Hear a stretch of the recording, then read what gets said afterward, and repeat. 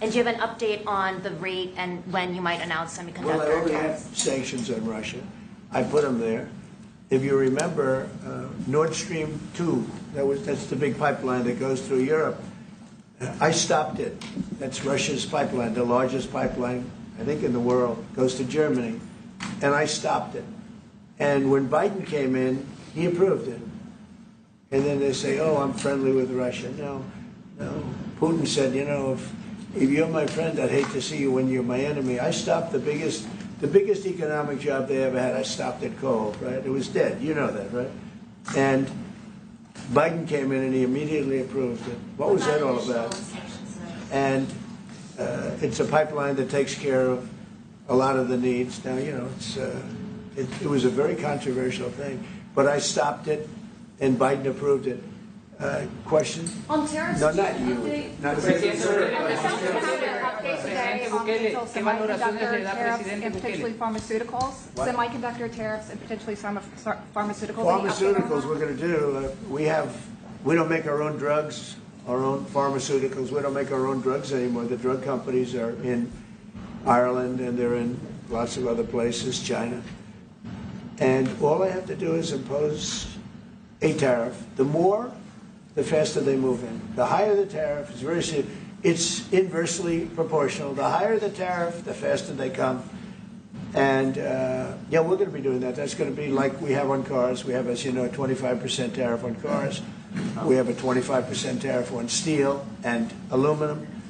And that's what that category fits right now. Do you have a percentage in mind and a timeline? I have a timeline, yeah, not too distant future. We're doing it because we want to make our own drugs. We're doing it because we want to make our own steel and aluminum, lumber, other things. And they're all coming in. We have record numbers, $7 trillion. Since I announced, like a month and a half ago, since I came in, we have over $7 trillion being invested in the country. We didn't have $1 trillion. We didn't have $500 billion with some of these guys. They didn't know what the hell they were doing. So we have the largest investment that we've ever heard of, and we're only 2 months in. And that'll continue at levels that you've never seen before. It's what's going to happen. And even the stock market's up today. We also, you know, a lot of people didn't say it the way it was. We had the largest gain in the stock market in history on every single category last week. That was a nice game because we get a little hit because people didn't understand the power of our our country economically if you use it right. Do you have something to say on that, JD? Yes, sir. I mean, look, for 40 years we have lost manufacturing capacity. Workers have seen their wages stagnate. And some of the most critical things that we need, from the pharmaceuticals, the drugs that we give to our children, the antibiotics that we give to our kids, to the weapons that we actually need to fight a war, if God forbid we had to fight a war, we don't make enough of that stuff. And so President Trump ran explicitly on changing that. Yes, as the president mentioned, it caused a little bit of disruption in the market, but I actually think over the long term, workers are going to benefit, stocks are going to go up, American businesses are going to benefit as we reinvest and reindustrialize our country. And the auto workers and the Teamsters and all of the unions, you know, not traditionally Republican, but I'm winning those unions by, we're up 40, 50 points on the Democrats. They're losing everything. They're losing everything because they just have policies that are not believable. They fight for policies that are 5% popular, and nobody knows who the 5% are. I mean, nobody can find the 5%. But if you go back to Ohio, and by the way, we have the great championship team from Ohio coming in today, right? Very big day. And that's going to be a little bit later. And that'll be, if you want to stick around, I'll introduce you to some nice people. You'll see some very large people, right? You'll see some people that even you have not seen people like this. These are big. These are 6'7", 380 pounds with no fat. Okay, that's pretty good, right? But the team, the national championship team, is being honored today at the White House, so that'll be exciting. If you're around, you want to stay around. I'll have you up there. You can tell them all about your prison, how you have to behave. Okay. Who else? Exemptions on electronics. Go ahead, please. Yeah, you said yesterday that you're making a decision on Iran very quickly. Yeah. What do you mean by that? Is that a decision to Well, they strike have to Iran? solve their problem very quickly. Iran wants to deal with us, but they don't know how. They really don't know how. We had a meeting with them on Saturday. We have another meeting scheduled next Saturday. I said, that's a long time. You know, that's a long time. So I think they might be tapping us along. But Iran has to get rid of the concept of a nuclear weapon. They cannot have a nuclear weapon. He can't have a nuclear weapon. Nobody can have. We can't have anybody having nuclear weapons. You know, we can't have nuclear weapons. And I think they're tapping us along because we're so used to dealing with stupid people in this country. And I had Iran perfect. You had no attacks. You would have never had October 7th in Israel, the attack by Hamas, because Iran was broke. They were stone cold broke when I was president. And I don't want to do it. I want them to be a rich, great nation.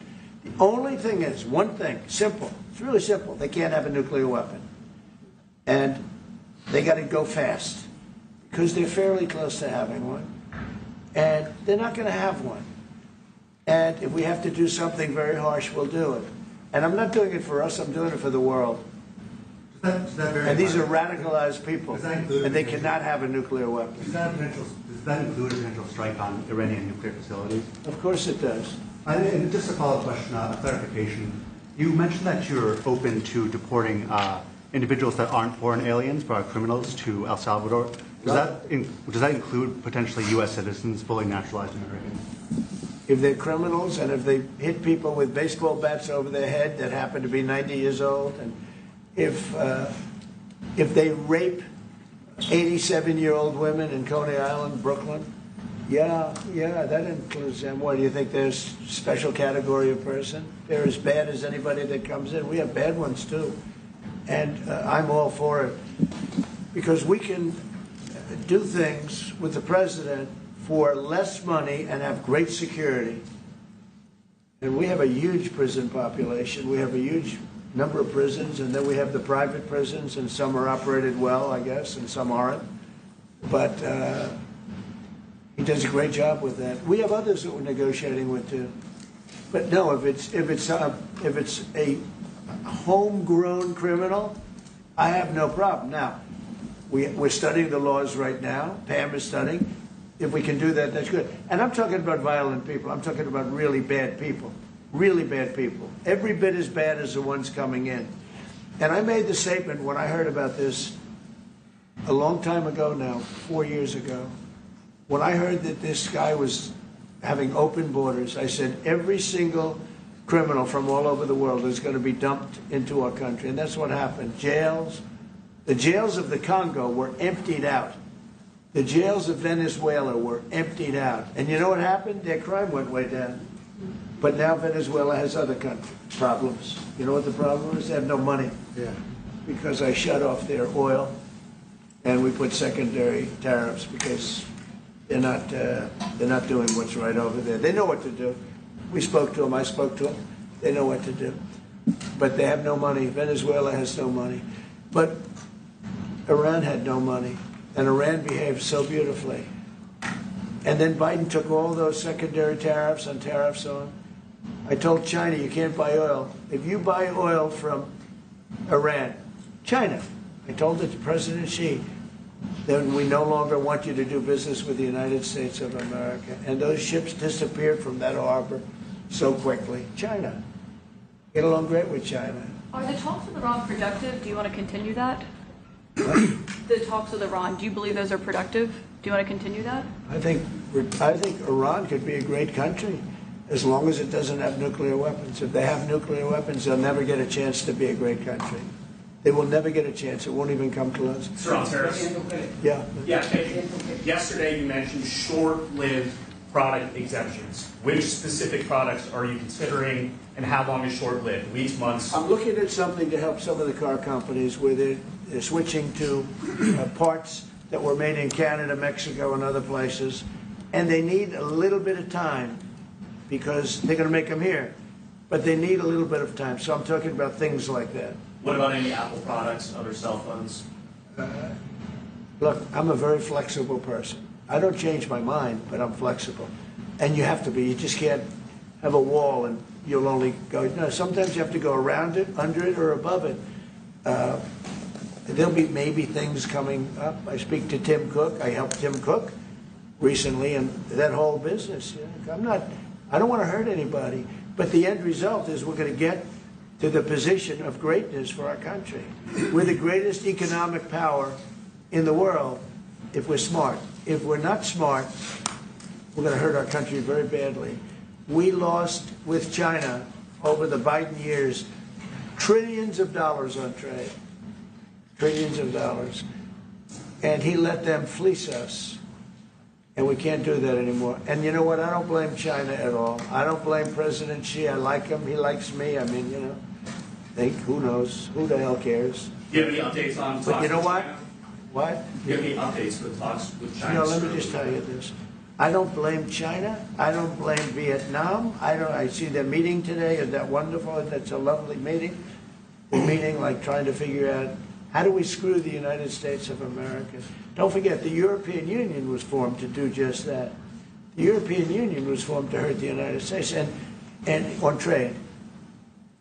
And they get us on NATO because they don't pay their bills. But now, since I got involved, they have been paying their bills. I took in over $600 billion for NATO. Nobody took in anything. I mean, they were all delinquent.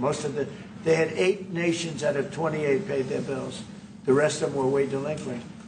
And I said, if you don't pay your bills, we're not going to protect you anymore. And the money poured in over 600. The Secretary General last week made that statement. He said, I've never seen anything like it. We couldn't get anybody to pay because the United States was footing the bill for NATO. Well, we got hurt there, and we got hurt on trade, likewise, European Union. And they've got to come to the table, and they're trying to. They're trying to. But the European Union has taken terrible advantage. They don't take our food products. They don't take our cars. We have millions of their cars, BMW, Volkswagen, Mercedes-Benz, many others. They come in by the millions. They don't take. There are no Chevrolets in Munich, I can tell you that.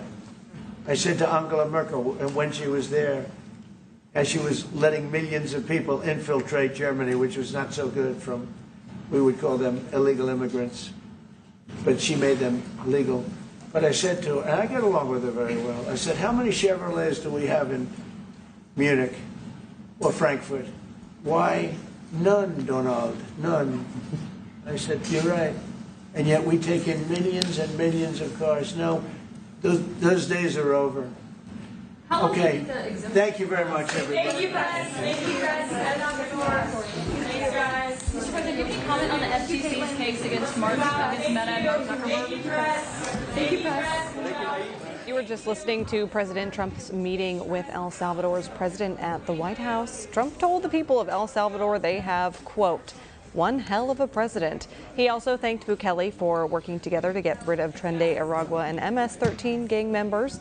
Bukele said they've liberated millions from the gangs and noted how El Salvador was the murder capital of the world 10 years ago, but is now the safest country in the Western Hemisphere.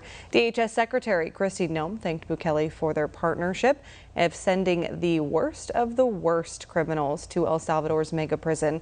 Trump asked Bukele whether men play in women's sports in his country, using boxing as an example, pointing out how it would be abusing women, with Bukele saying El Salvador is big on protecting women. When asked about the El Salvador man deported to El Salvador, Attorney General Pam Bondi said he was in the country illegally and it's up to El Salvador if they want to return him. Still to come on One America News Network, your source for credible, honest, unbiased reporting from around the world, has just launched a live 24/7, 365 days a year uninterrupted cable feed on YouTube. And it's only $5.99 per month. Now you can watch One America News Network live, anytime, anywhere in the world. Go to our YouTube page and click here to become a member today. One America News Network, your source for credible, honest, unbiased reporting from around the world, has just launched a live 24/7, 365 days a year uninterrupted cable feed on YouTube. And it's only $5.99 per month. Now you can watch One America News Network live anytime, anywhere in the world. Go to our YouTube page and click here to become a member today. One America News Network, your source for credible, honest, unbiased reporting from around the world, has just launched a live 24/7, 365 days a year uninterrupted cable feed on YouTube. And it's only $5.99 per month. Now you can watch One America News Network live anytime, anywhere in the world. Go to our YouTube page and click here to become a member today. One America News Network, your source for credible, honest, unbiased reporting from around the world, has just launched a live 24/7, 365 days a year uninterrupted cable feed on YouTube. And it's only $5.99 per month. Now you can watch One America News Network live anytime, anywhere in the world. Go to our YouTube page and click here to become a member today.